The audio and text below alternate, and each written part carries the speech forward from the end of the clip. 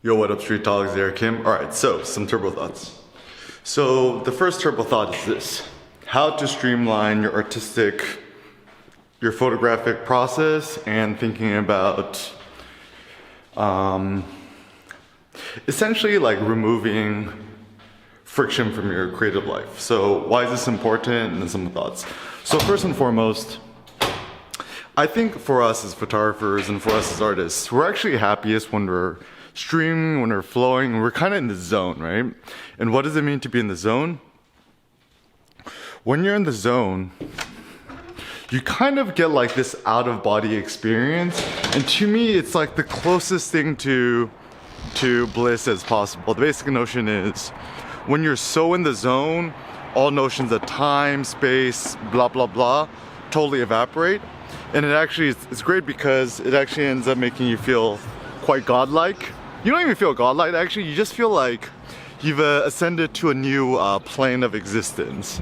And I don't mean to say this in some sort of like weird, you know, kind of spiritual or metaphorical or metaphysical or, you know, pseudo or mystical way. It's just like, it's a pure physiological sense of like power overwhelming, and to me it's one of the greatest feelings in the world. So I often get this feeling when I'm teaching, when I'm walking, when I'm talking, when I'm lifting weights, when I'm writing, when I'm out shooting photos and stuff like that.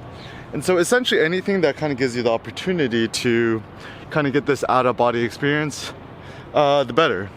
Now, how does one achieve this state, and is this state desirable? So, some basic thoughts. First and foremost, if you want to overcome some sort of artistic or creative barriers or hurdles you got, switch your camera settings to the smallest setting JPEGs. So like, you know, I don't know if you shoot with a Fuji or a Ricoh or a Leica or whatever, just shoot JPEG, keep in automatic mode or use a filter or whatever, and just keep it in the smallest JPEG form possible. Now, the big benefit to shooting small JPEG is that oftentimes, like, okay, I think the worst thing for creativity is like shooting full resolution raw images, because like it's just like such a fucking pain in the ass to process it. It takes goddamn forever, and I don't personally like it. And not to say that you shouldn't, but like just as a practical thought, often shooting raw is really bad for our creative output and flow, because, you know, every time, I don't know about you, but whenever I shoot a raw image, always in the back of my head, I'm like, fuck, I'm gonna have to process it again later.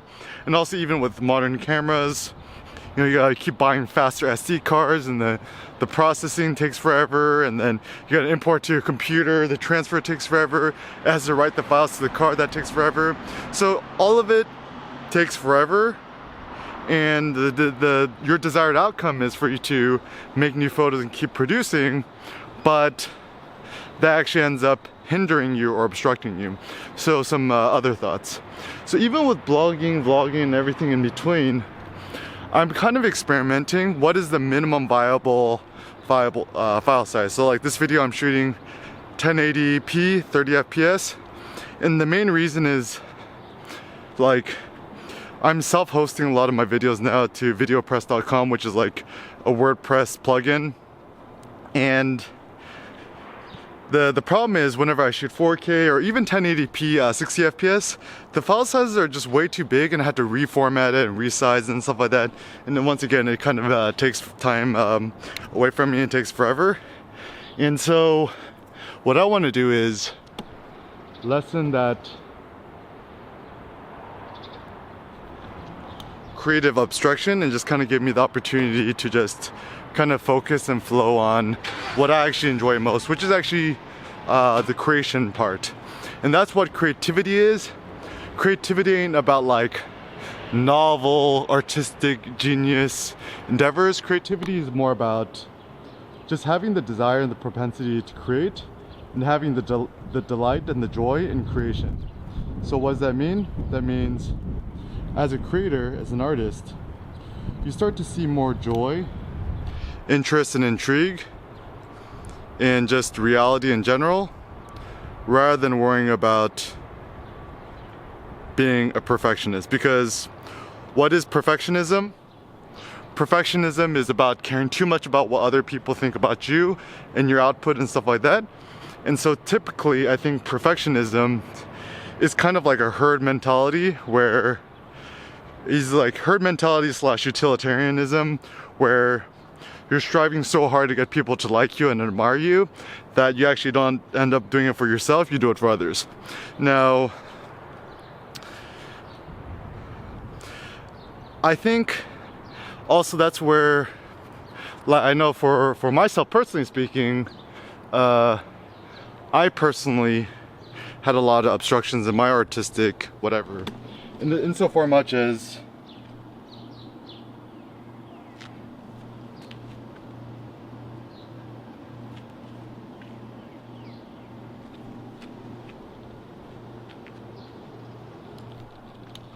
caring too much about other people and trying to prove myself to other people. Because, like, even with photography, one basic I still remember this, right? Back in the days of Flickr, when I first started Flickr in like 2010, 2009 or something like that, my life goal was to get 100 favorites on Flickr. I'm like, yo, once I get 100 faves, you know, I could retire.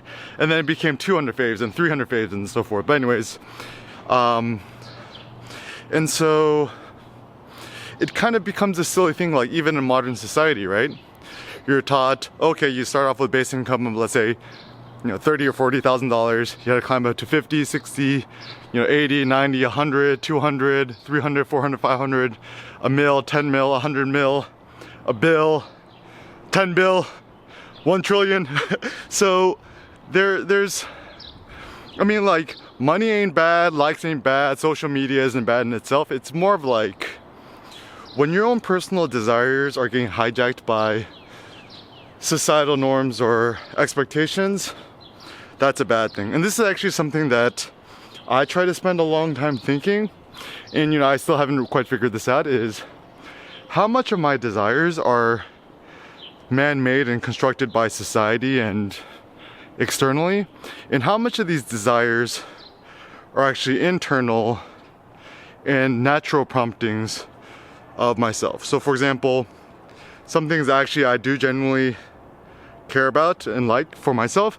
I like lifting weights, I like bodybuilding, I like getting buff, I like to keep my body fat percentage low, I like aesthetics, I like sculpture, I like all black everything, I like rap music, hip-hop music, I like jazz, I like creation, I like creativity, I like all these things, right? I like to dance. So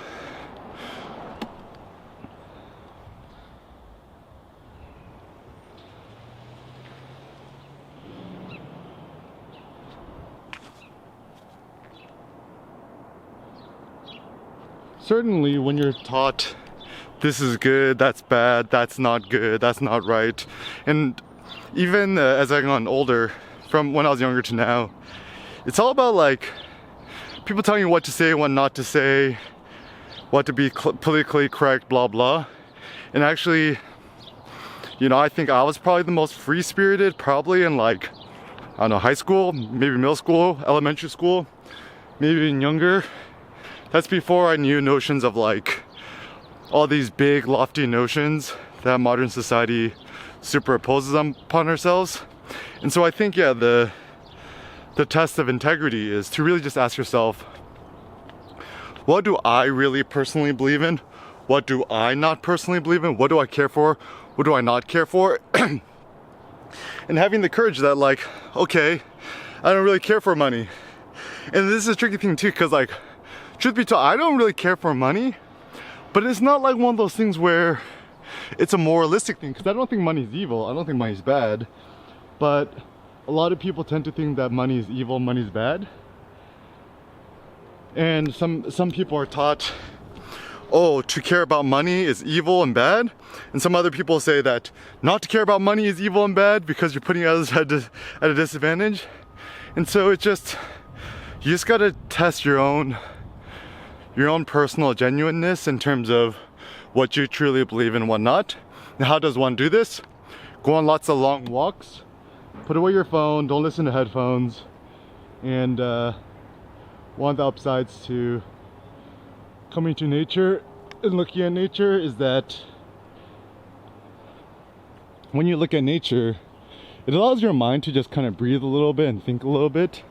And so I could certainly say for myself, when I go to nature and stuff like that, it's kind of like, I said in my online workshop the other day, an artistic barbell where, you know, sometimes we enjoy being in the city, some days we enjoy being out in nature, and to combine those two, right? Like extreme one side, nature, one extreme the other side, city, it gives more birth and genesis to new innovative ideas and thoughts, and it gives genesis to new forms of creativity. So even like seeing the trees, do you notice all the nice fractal patterns in which it grows in? So beautiful. Just looks like a dance, right? And even seeing the color green. Color green is better than any bling bling I could see.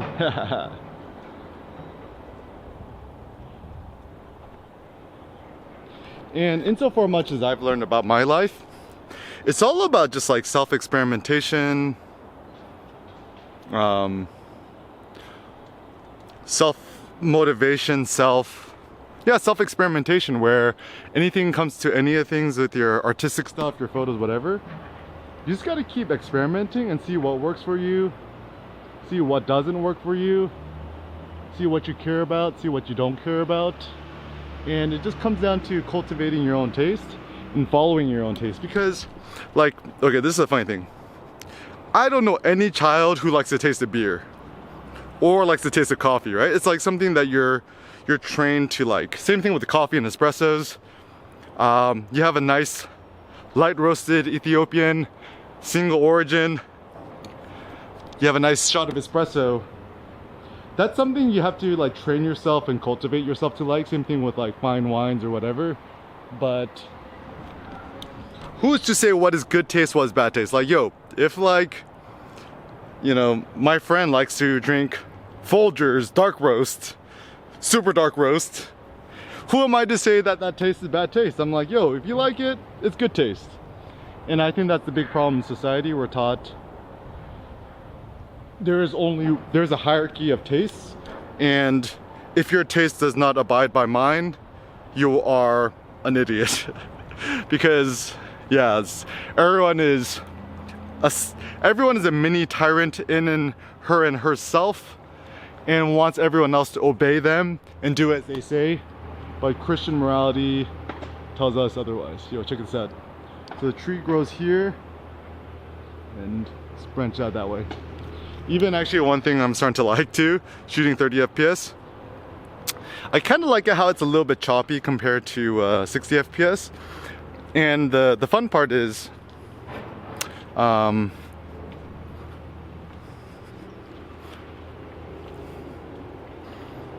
it kind of reminds me of stop motion, or it kind of reminds me of like doing animated GIFs, which is actually something I'm experimenting a lot with.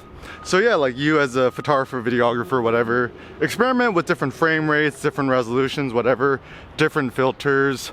And typically, once again, just kind of like honestly ask yourselves, like, what do I like, what do I not like? Rather than how can I maximize my views, which is typically the thing that most people do. Is like, people are always about like view maximization, but I'm more about like personal fun, creativity maximization. And how does one do this? Once again, just do what's easiest for you. Even with blogging, I'm starting to care less about featured images and stuff like that. I've temporarily disabled featured images on my blog, and to me it's nice because it allows me to publish a lot faster, more streamlined. So I really do think that my theory about this like whole streamlined effect is kind of a good one, because to me all forms of uninhibited creation and creativity is good. So maybe that's the moral of the story. uninhibited creativity and creation is the goal.